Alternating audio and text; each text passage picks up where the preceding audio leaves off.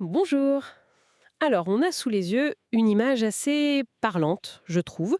Une tête comme ça qui s'ouvre sur un labyrinthe intérieur avec une petite échelle, une invitation à l'exploration de soi. Oui, c'est une belle métaphore. Exactement. Et ça colle bien à l'idée qu'on se fait, parfois, d'une démarche professionnelle. Pourtant, hein, le bilan de compétences, souvent on le voit comme un truc très technique, une formalité. C'est souvent le cas, oui. Et aujourd'hui, justement, on va essayer de creuser un peu ça.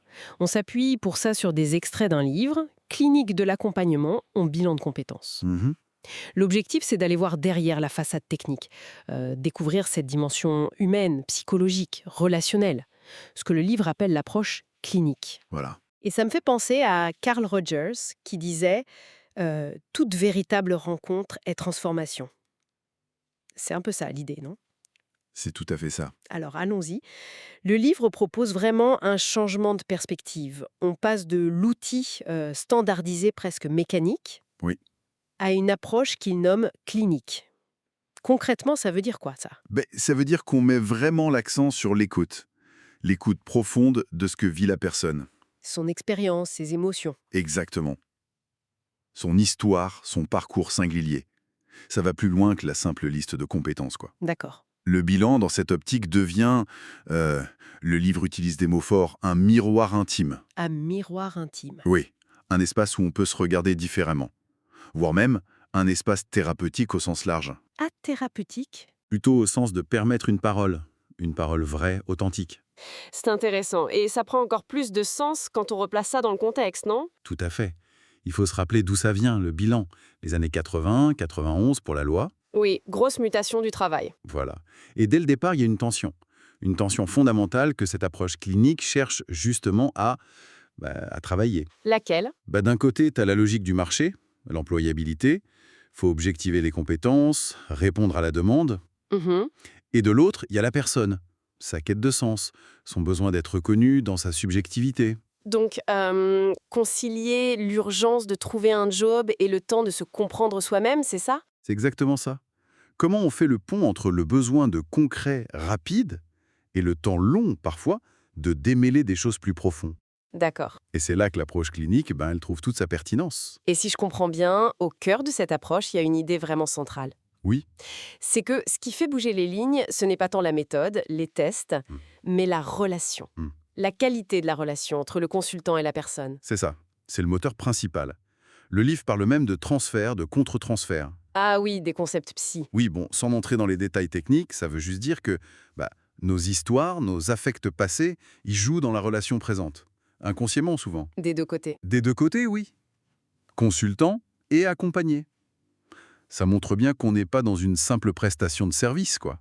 C'est une rencontre. Une vraie rencontre humaine, intense. Voilà. Mais alors, si cette relation est si importante, quelle place il reste pour les outils utiles, les tests psychométriques, les questionnaires d'intérêt, tout ça? Ah, c'est une très bonne question. Parce que l'approche clinique ne jette pas les outils, hein. Pas du tout. D'accord. Mais elle les revisite. Leur rôle change. Ils ne sont plus vus comme des oracles qui délivrent la vérité sur la personne. Alors ils servent à quoi? Ils deviennent des médiateurs de dialogue, des supports pour lancer la discussion, pour réfléchir ensemble. Le livre dit joliment des prétextes à conversation. J'aime bien l'idée. Un prétexte à conversation. Oui, l'important, c'est pas tant le score brut du test, mais ce que ça permet de dire, d'échanger, de faire émerger chez la personne. Ok. D'ailleurs, il y a une mise en garde importante. Attention à ne pas enfermer la personne dans une case avec un test, ou à créer une relation où le test sait mieux que la personne. Ouais, le risque de l'étiquette. Exactement. La philosophie, c'est vraiment l'outil est au service de la personne, pas l'inverse. Un test peut éclairer des pistes, bien sûr, mais l'approche clinique l'utilise surtout pour ouvrir un dialogue sur le vécu, le sens. Je vois le lien, oui. Et ça nous amène à une autre idée forte du livre, cette notion de bilan comme processus vivant. Mhm. Un laboratoire de subjectivation. Le mot est un peu technique, peut-être? Un peu, oui, mais l'idée derrière est assez simple en fait. Subjectivation, ça veut dire aider la personne à redevenir sujet de son histoire. À se réapproprier son parcours. Voilà. À être l'acteur principal, conscient de son chemin professionnel, plutôt que de subir, quoi. D'accord. Et le consultant dans tout ça, il n'est pas l'expert qui donne la solution. Non, justement.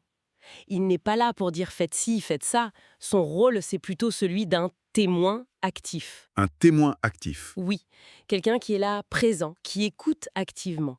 Un artisan du lien, dit aussi le livre, un passeur de sens. Un peu comme un guide dans ce labyrinthe intérieur de l'image des débuts, alors. C'est une bonne image, oui. Il accompagne l'exploration, il aide à éclairer le chemin, mais c'est la personne qui marche. Et j'imagine que cette posture d'accompagnement doit s'adapter. Tout le monde n'arrive pas au bilan dans le même état d'esprit. Ah ben oui, absolument, c'est crucial. Le livre parle de différentes figures. Par exemple, le déboussolé, celui qui est perdu. Oui. Ou le blessé du travail, quelqu'un qui a vécu une expérience difficile, un conflit, un licenciement. Ou même un burn-out, j'imagine. Exactement. Les situations post-burnout, c'est très sensible. L'approche clinique, là, ça va être d'abord de créer un espace sécurisé. Pour que la personne puisse déposer ce qu'elle a vécu. Voilà.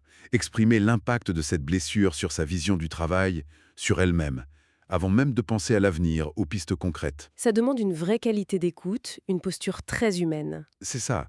On est loin des recettes toutes faites. C'est du sur-mesure basé sur la singularité de chaque parcours.